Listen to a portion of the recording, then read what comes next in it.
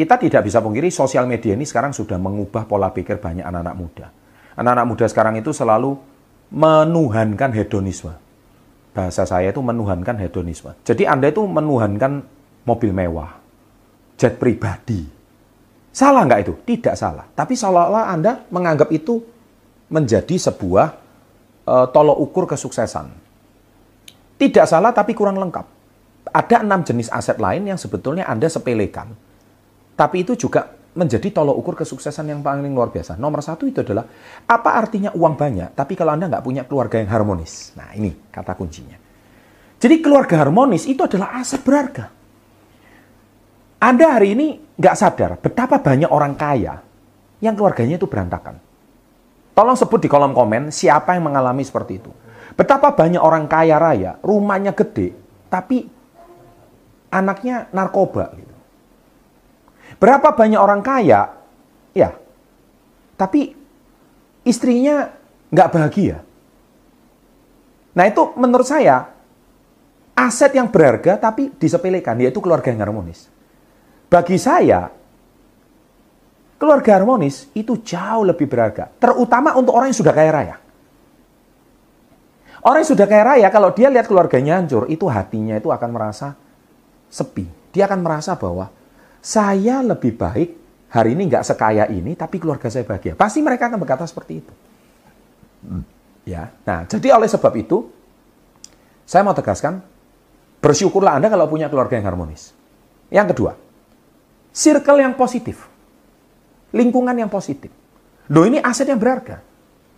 Kalau Anda hari ini punya circle yang mendukung, circle yang mensupport, itu bagi saya aset berharga. Saya sangat bersyukur hari ini di komunitas saya mempunyai tim yang sangat mensupport dan mendukung saya.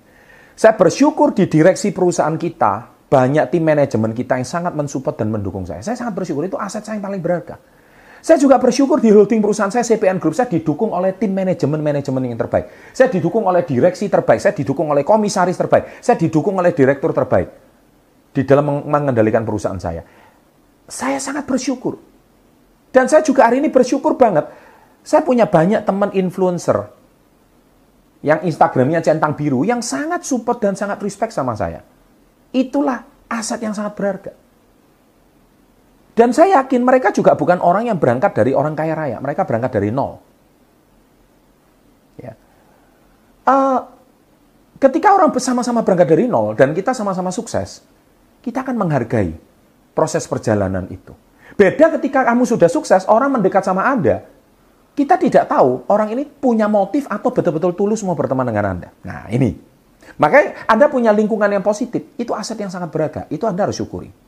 Yang ketiga, Anda memiliki tubuh yang sehat. Loh, ini aset yang berharga yang ketiga. Kalau hari ini anak-anak muda, Anda punya tubuh yang sehat, itu aset yang sangat penting. Saya punya banyak teman hari ini, kaya raya, tapi tubuhnya tidak sehat. Makanya saya selalu tegaskan, mempunyai tubuh yang sehat itu penting sekali. Saya pasti luangkan waktu untuk olahraga. Saya pasti meluangkan waktu untuk meminum suplemen dan nutrisi yang sehat. Itu penting sekali. Kalau hari ini Anda mau kerja mati-matian, sebutlah Anda kayak Elon Musk. Sebutlah Anda kayak Steve Jobs. Betul Steve Jobs kaya raya pendiri Apple, keren sih. Tapi tubuhnya nggak sehat. Dan akhirnya terakhir mati karena kanker. Apakah itu dikatakan aset yang paling berharga? Ya, kalau memang punya pilihan sih, lebih baik kita hari ini punya tubuh yang sehat. Aset yang seringkali dilupakan oleh generasi zaman sekarang. Ya, makanya Anda bersyukur kalau punya tubuh yang sehat. Bersyukur banget.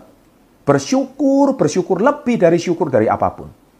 Anda kalau melihat orang lain memang lebih kaya dari Anda, mobilnya lebih mewah dari Anda, income-nya lebih besar dari Anda, rumahnya lebih cantik dari Anda itu masuk ke pertandingannya dia, masuk ke lintasannya dia. Yang ada adalah ketinggalan terus. Yang ada adalah hati itu panas. Sosial media itu kan membuat hatinya panas. Pak, kalau panas gimana? Ingat, kamu itu punya perubahan masing-masing. Tapi bisa jadi dia yang mobilnya lebih bagus dari Anda, rumahnya lebih bagus dari Anda, bisa jadi dia kesehatannya tidak lebih baik dari Anda. Bisa jadi keluarganya tidak lebih harmonis dari kamu. Loh kok kamu hari ini maunya compare hidup kamu dengan dia? Paham maksud saya? Jadi artinya, Kamu harus mensyukuri apa yang kamu miliki sekarang. Asetmu itu jauh lebih hebat daripada dia. Karena sehebat-hebatnya kamu punya kesehatan, kalau ginjalmu rusak, apalagi menjual ginjal, hanya membeli Lamborghini, anak-anak sekarang itu kan dikit-dikit mau jual ginjal tuh, ya kan? Apakah worth it? Kamu naik Lamborghini tapi ginjalnya hilang satu, mau? Kadang-kadang saya juga nggak habis pikir. Ya. Keempat. Ya. Anda hari ini harus bersyukur kalau punya pasangan yang mendukung. Nah, kaum jomblo memang sih sedih ya. Saya juga bingung ini, ya kan. Tapi saran saya, Anda jangan menjomblo-jomblokan diri, terus akhirnya menstres-streskan diri. Karena kalau punya pasangan yang mendukung, itu adalah aset yang sangat berharga. Buat apa hari ini Anda itu tiap hari berantem sama pasangan? Aduh, teriak, keren gitu. Padahal isinya itu nggak support. Bermesra-mesraan sama pasangan, tapi itu fake. Lebih baik kita bersyukur. Kita punya keluarga yang sangat bahagia. Ya. Yang kelima, nah ini dia, yaitu bebas hutang. Anda bisa bebas hutang, Anda tuh jauh lebih kaya raya daripada konglomerat. Loh, maksud Pak Chandra apa? Anda sangka konglomerat itu nggak punya hutang? Hei, jangan salah. Saya beberkan ya, konglomerat itu memang tertulis asetnya sekian triliun. Tapi bisa jadi hutangnya itu yang jatuh tempo belum tertulis. Ini kejadian pada tahun 1997, Indonesia itu kan banyak konglomerat. Tapi ketika terkena krisis moneter, Anda tahu apa yang terjadi? Banyak sekali orang-orang sukses itu, hutangnya itu jatuh tempo, dan hutangnya dalam bentuk US dollar. Dan rupiah yang waktu itu cuma 1.800, US dollar tiba-tiba naik sampai 16.000. 10 kali lipat. Karena apa? Saya ngalami. Perusahaan saya tidak bisa impor. Kami mengimpor suplemen, ya, yang mana kami jual dengan harga US dollar kurs 1.800. Tapi tiba-tiba kurs naik 16.000, perusahaan kami tidak bisa kulak lagi.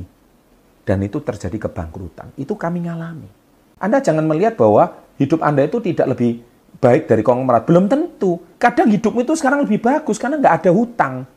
Dan yang keenam, selain kesehatan, nah yang keenam, ini yang paling penting juga. Kalau kamu saat ini masih punya pekerjaan, itu aset. Kamu lihat betapa banyak pengangguran saat ini. Kamu masih punya pekerjaan, masih punya penghasilan, meskipun tidak besar. Itu kamu wajib bersyukur. Betul nggak? Anak-anak muda itu kadang susah bersyukur.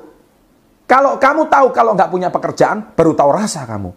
Betapa susahnya kamu setiap hari harus menjalani hari. Dan bingung, hari ini saya mau ngapain gitu.